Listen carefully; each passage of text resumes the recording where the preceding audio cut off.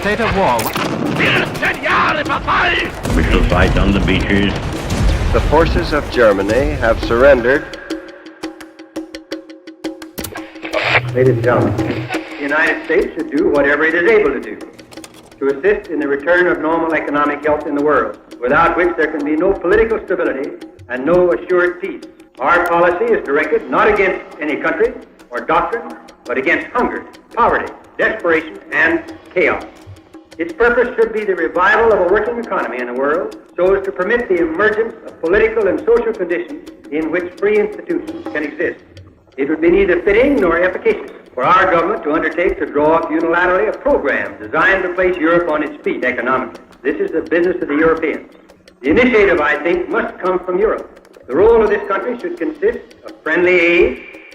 For the last 80 years, American politicians have talked a big game about spreading democracy, freedom, and prosperity around the world. If you've watched our videos before, or you've lived through events like Afghanistan and Iraq, you probably already know that's not the most honest rhetoric our speechwriters have come up with. Most of the countries where the US has intervened,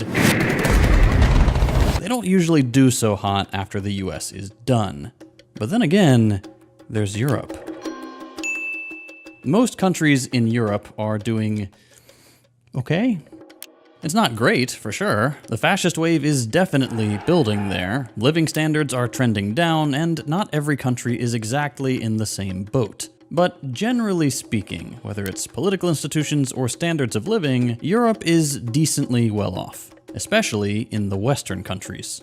And for that, you can thank the Marshall Plan, the multi-billion-dollar aid program that the US just gave to Europe after World War II, selflessly rebuilding a continent that was completely flattened by an all-out war, and in the process, providing prosperity, democracy, and freedom for all.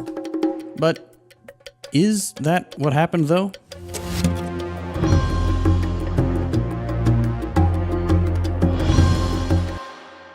But first, it's ad read time, because I've got to pay my bills. Let me show you something real quick. Google your name. I know you have to open another tab or switch apps, just do it real quick. Odds are some of your personal information comes up, right?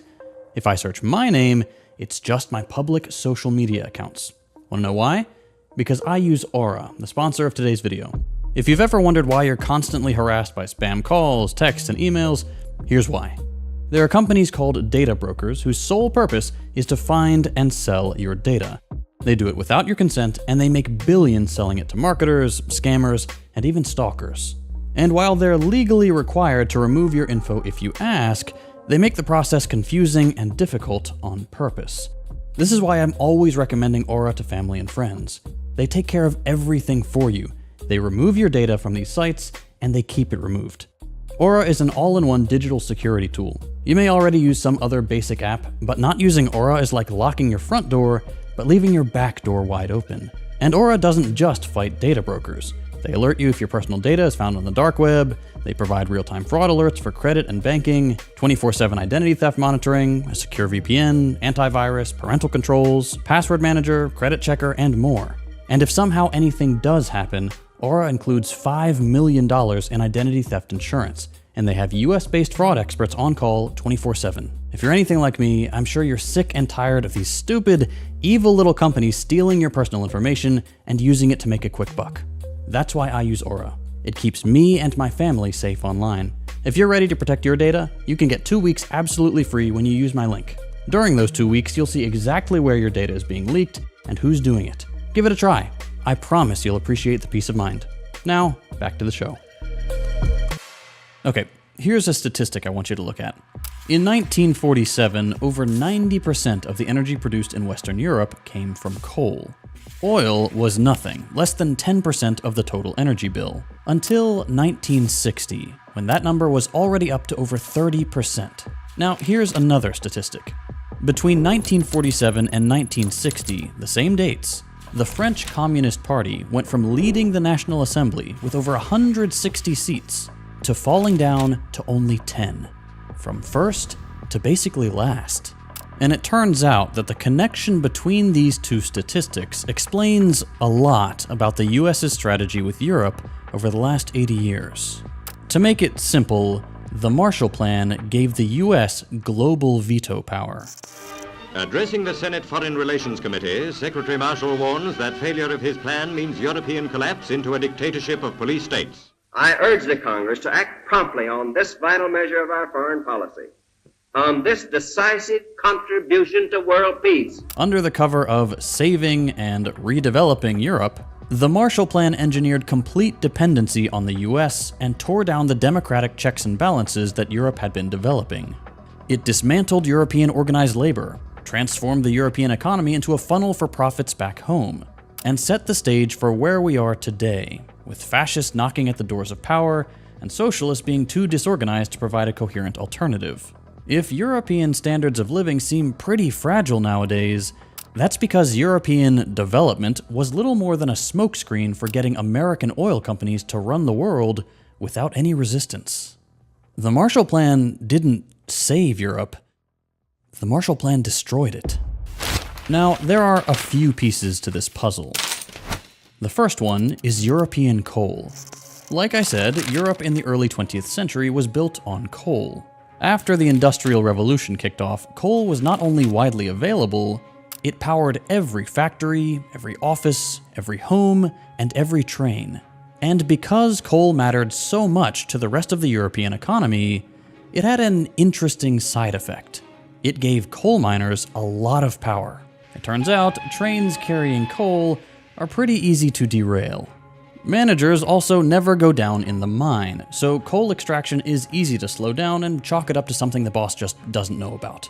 And if that doesn't work, a coal miner strike can easily trigger a general strike that ripples across a whole country when literally everyone in the country depends on this one thing.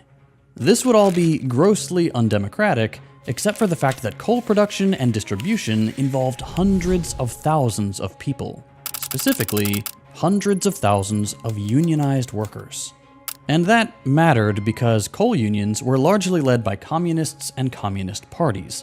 So even though European democracy was mostly only a thing for the elites, the very existence of communist-led coal unions gave normal workers a way not only to organize their workplace democratically, but then to take their ideas and actually force governments to listen to them. Coal workers could make sure that wages wouldn't be cut, hours wouldn't be extended, and the job wouldn't get more dangerous because they could threaten to shut everything down, meaning they could enforce those things for themselves and push governments to recognize these rights for everyone, clawing back more and more of society into the hands of direct democratic control and raising living standards in the process, even if it made the boss and most politicians unhappy. Okay, tuck that little piece of information away for a second. Because the second piece of the puzzle was American oil companies. In the 1940s, these guys were worried. About 2/3 of global oil production was controlled solely by American corporations. But entire chunks of the world, like Europe, didn't need much of it. To make things worse, in 1947, oil prices just about doubled right at the same time all these countries were in a tough economic spot trying to recover from the war. They didn't have spare dollars just lying around to buy oil, which is fine because oil wasn't super important anyway, to them. But it made these oil tycoons worried. Big oil companies were scared because as all of this is spiraling down, they had no alternative to save themselves. They couldn't offset these trends by importing oil back home due to domestic laws that they had set up in the 30s to limit supply and keep their prices up. Bringing in more oil to the US would actually cut into their profits, and without Europe to pick up the slack, the future was looking bleak. The third piece of the puzzle was the American government.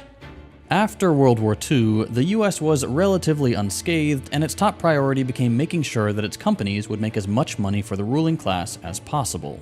And this meant giving them as much access to as many markets in the world as possible. With the Soviet Union's influence growing, the US was worried that more and more countries just wouldn't be interested in trading with the US on their terms.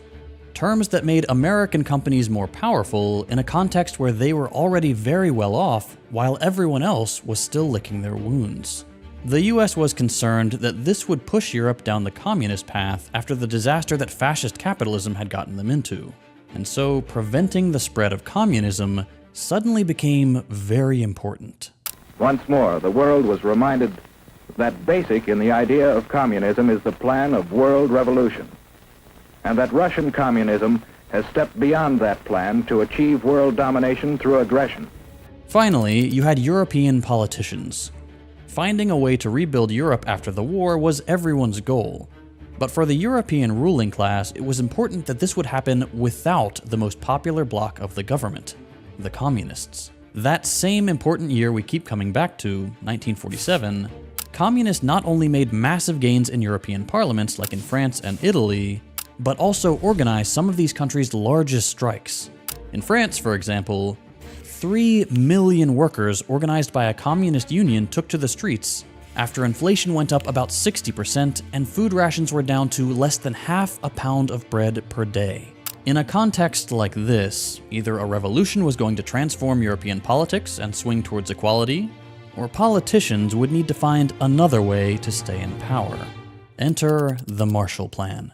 The Marshall Plan swooped in with the promise of fixing all these problems for the ruling class. It would unite the interests of American oil companies and politicians on both sides of the Atlantic, and it would do so by screwing over the usual suspects, communists and workers.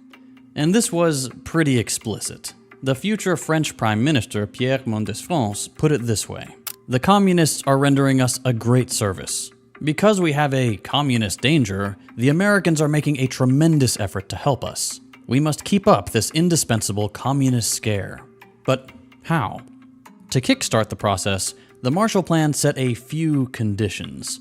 First and foremost, European countries had to integrate their economies together in the European Steel and Coal Community, the organization that eventually became the European Union.